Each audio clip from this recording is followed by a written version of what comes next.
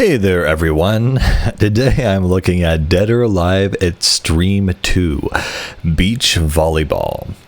I know this game was kind of made as like a meme game, like it's like, yeah, hot girls on the beach playing volleyball, and that's what we came for, but what we found is actually a very like moody, weird game. Like, the beach volleyball game actually does have a distinct vibe and style to it. And so the way it works is you choose one of the girls as a character and you stay at the beach for about 2 weeks and you have a little vacation here. And so, so during the day, you can choose to do a bunch of activities. And so they can be things like volleyball, obviously, but also you can do like little mini games where, little sexy things where you like clean a statue, do rock climbing. But what really took me aback was the music in this game. There's some like a few licensed tracks in here, and the whole vibe of the island is actually really, really comfy. The real meta of the game is that there's certain points that you collect by doing all of these things. And so you can either buy gifts to give to other girls and they'll join you basically on your vacation. And so you'll play beach volleyball with them. And so they'll always be your double. And so there's, of course, besides the accessories, you can also spend all your money on the different costumes that the girls have. And, basically try to max out their inventory and get all of their costumes for each character. And so these are all the girls from the Dead or Alive, fighting game universe. So there's Hitomi, Ayane, Tina, Helena, and so each one of the girls has a distinct personality and also a different type of swimsuit. So I don't know, for me, my aesthetic goes to, what swimsuit actually looks best for this character, and that has to be their distinct one, as well as just like messing around on the island and doing other kinds of just, boring stuff.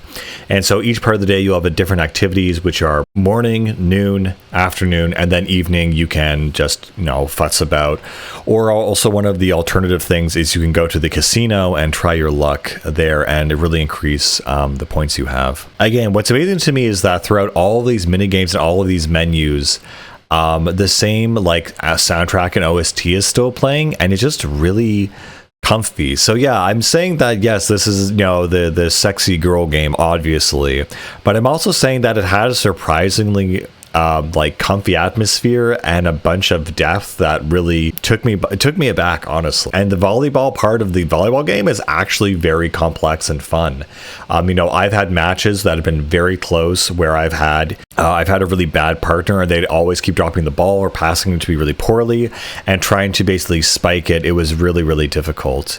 But yeah, I do really fondly enjoy this game, and for trying to figure out the best outfit that goes with each girl and it carries over to the playthroughs when you play as the other girl is honestly really fun. Like, this is not just like a sexy simulator game, it is a fun game in general.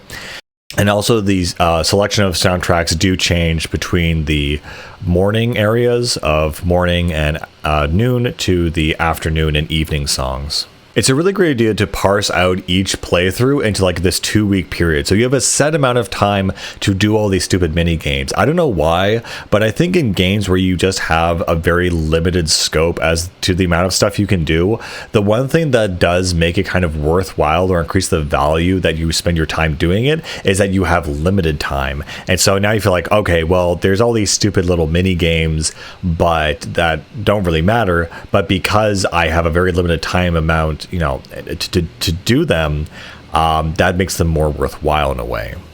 There are, of course, other parts of the games. The meta is, figuring out which gift to give to which girl to get them on your good side, and all this other stuff. Also, while you're staying on the island, Zach will send you random gifts, and you can, interact with them or throw them away or whatever. Besides the basic volleyball, I also really enjoy the ability to, what was that one game where you have to like run across the different colored palettes, and essentially it's a quick time event. That was actually really funny. And so every night you have basically the choice as to what you're going to do that day. You could go home tomorrow, you could go to bed early, sleep until the next day, and a bunch of other stuff. And of course, yeah, there is stuff like, the butt battles and all that stuff. And, there's surprising depth and gameplay to this entire game, which really, again, did surprise me. But, yeah. Despite of how this game is received, it's actually pretty good.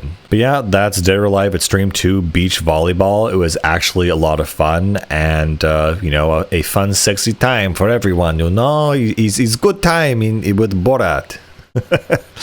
Anyway, that's pretty much it, guys. I'll see you later.